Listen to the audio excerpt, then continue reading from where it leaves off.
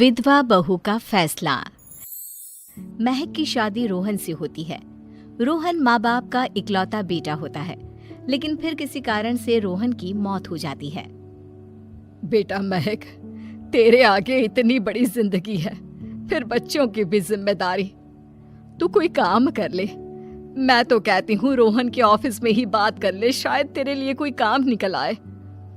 हाँ माँ जी, मैं भी यही सोच रही थी, लेकिन कैसे बात करूं, किससे बात करूं, कुछ समझ में नहीं आ रहा। अब वो क्या नाम था रोहन का जो दोस्त हुआ करता था, पहले तो बड़ा आता था हमारे घर। राकेश की बात कर रहे हैं? पर वो तो रोहन के बाद से कभी आया ही नहीं, पता नहीं कहाँ है वो। आया था, एक नहीं कई बार आया था, लेकिन मैंने बाहर से ही भेज दिया। घर के अंदर झांकता रहता था, मुझे ठीक नहीं लगा। अरे आपको तो पता नहीं क्या ठीक लगता है और क्या नहीं। उसका नंबर है मेरे पास, मैं आज ही फोन करती हूँ। सास राकेश को फोन लगाती है और शाम को घर आने का न्योता दे देती है। अरे आंटी, ओहो भाग्य हमारे कि आपने घर बुलाया। मैं तो कई बार आया, लास्ट टाइम तो अंकल से मुलाकात भी हो गई थी। हाँ, वो हम लोगों को निकलना था ना कहीं उस वक्त। अरे छोड़ो ना बेटा, बोलो क्या लोगे? आपकी बहू।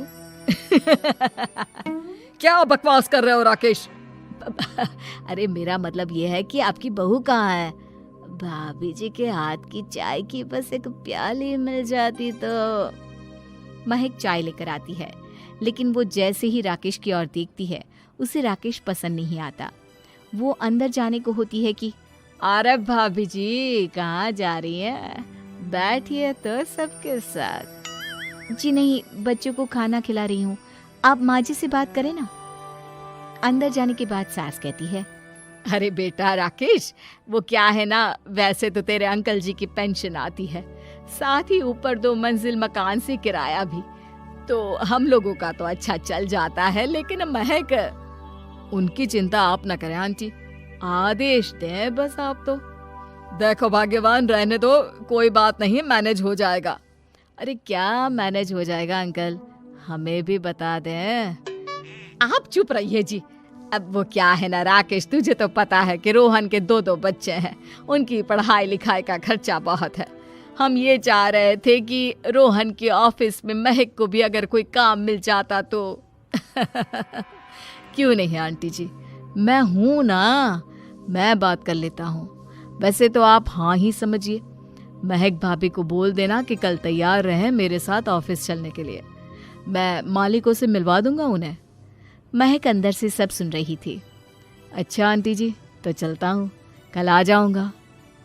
अच्छा भाभी जी, तैयार रहिएगा कल। राकेश तो चला जाता है, लेकिन ससुर सास पर बरस पड़ते हैं। मुझे ये आदमी एक पैसे का पसंद नहीं है।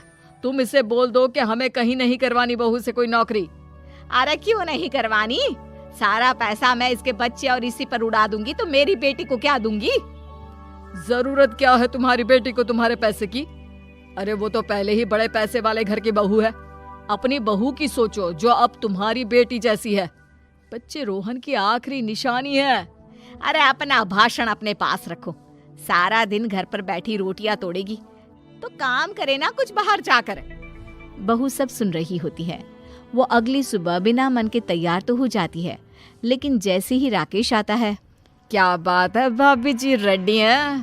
तो फिर चले डेट पर, मतलब इंटरव्यू पर।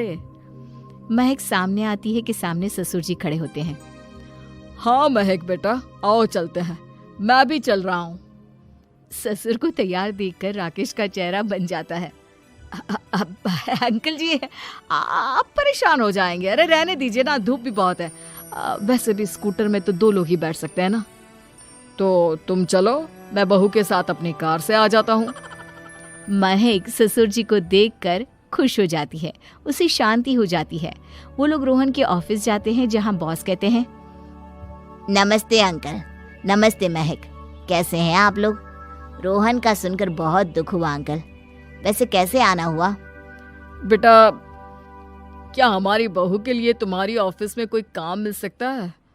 हमने राकेश से इसी सिलसिले में तुमसे बात करने को कहा था। उसी के कहने पर हम दोनों तुमसे मिलने आए हैं। राकेश ने तो कोई बात नहीं की, ऊपर से उसने तो आज की छुट्टी ले रखी है, ऑफिस भी नहीं आया। बोल रहा था जरूरी काम से जाना है। महक और ससुर एक दूसरे को देखने लगते हैं। वैसे महक, क्या किया है आपने? आई मीन इंग्लिश कैसी है आपकी? महक बॉस से अपनी पढ़ाई लिखाई और क्वालिफिकेशन के बारे में सब कुछ बताती है। ग्रेट, आपके लिए काम तो है लेकिन ऑफिस में नहीं। सर, मेरे बच्चे छोटे हैं, मैं फील्ड में काम नहीं कर सकती हूँ। मतलब वो काम घर से करना है, घर से रहकर बच्चे भी देखें और घर भी देखें, लेकिन हाँ, काम जरूर से करें। वो काम डाटा एंट्री का है, तो जब भी वक्त मिले काम करें, और इसके हम आपको अच्छे पैसे भी देंगे। महक बॉस की बात सुनकर खुश हो जाती है, उन्हें थैंक्स बोलकर घर आ जाती है। किसके साथ भेज रही थी तुम महक को? अरे वो कमीना, उसने तो ऑफिस से छुट्टी ले रखी थी, बात भी नहीं की थी उसने बॉस से बहू के काम के लिए। वो तो अच्छा हुआ कि मैं साथ में चला गया। हाँ, ठीक है, नौकरी मिल गई ना, इतना ही काफी है। समय बीतता है और एक दिन फिर दरवाजे पर दस्तक होती है। घर पर कोई नहीं था। महक दरवाजा खोलती है, देखती है तो सामने है राकेश। नमस्ते भाभी जी। नमस्ते, घर पर कोई नहीं है, आप कल आइएगा। अरे कैसी बात कर रही हैं भाभी जी, हम तो आपकी मदद के लिए आए हैं। वो क्या है ना, अंकल जी का फोन आया था कि आपको किसी मदद की जरूरत है। महक को आश्चर्य होता है कि उसके ससुर ने राकेश को फोन क्यों किया। वो ससुर जी को फोन करती है लेकिन फोन नहीं लगता। नहीं, हम लोगों को किसी भी चीज की जरूरत नहीं है, आप जा सकते हैं। अच्छा, एक कप चाय तो पिला दीजिए। महक चाय लेकर आती है। चाय पीने के बाद, रोहन मेरा बहुत अच्छा दोस्त था। उसने मुझसे कहा था कि वो रहे ना रहे, उसके घर वालों का, खास करके आपका ख्याल मुझे ही रखना है। तो मैं कल फिर आऊंगा भाभी जी। नहीं, माता पिताजी है नहीं, वो 4-5 दिन बाद आएंगे। आप उन लोगों के आने के बाद ही आइएगा। मुझे ये सब ठीक नहीं लगता। अरे छोड़िए ना भाभी जी, लोगों का तो काम है कहना। मेरा मतलब है वो तो बोलते ही रहेंगे। आता हूँ मैं कल। महक को अब गुस्सा आ जाता है। हमेशा शांत और मधुर बोलने वाली महक पहली बार जिंदगी में फैसला लेती है, और फैसला होता है राकेश को सबक सिखाने का। बड़े बेशर्म हैं आप। किसने कहा आपको कि आप आए? अरे भैया, साफ साफ बोला ना कि नहीं जरूरत है किसी की मदद की। मैं अकेले सक्षम हूँ अपना घर संभालने के लिए। आज आखिरी बार बोल रही हूँ, इस घर की तरफ आंख उठाकर भी देखा ना तो देख लेना, वरना वरना पुलिस के हवाले कर दूंगी। निकलो यहाँ से, या धक्के मार कर निकालूं। पुलिस का नाम सुनते ही राकेश वहां से 9-2-11 हो जाता है, और महक को अपने फैसले पर गर्व होता है।